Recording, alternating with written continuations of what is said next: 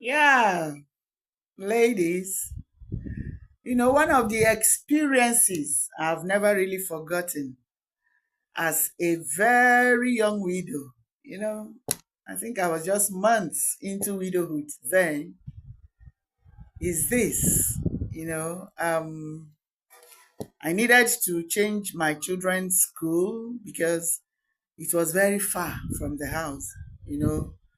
Before now, there was a driver whose job was to take them to school and to bring them back. But as soon as I lost my husband, to your tents, O Israel, everybody found their way, right? And yeah, I needed to change their school, like I said, because of distance.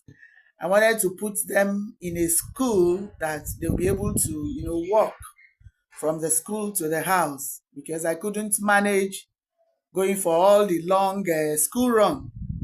So when I got to the office in that school, there were forms I needed to fill, and I was to state my marital status as the one that was going to pay for the school fees and all that, you know.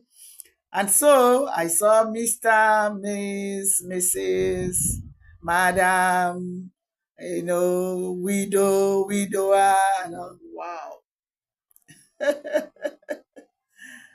I never realized, not in the least, that something as simple as signing or writing your name could trigger off a widow's emotions and can make one cry, especially soon after losing your breadwinner, your spouse. It did trigger some emotions in me. I didn't know what to write. I didn't know how to identify myself.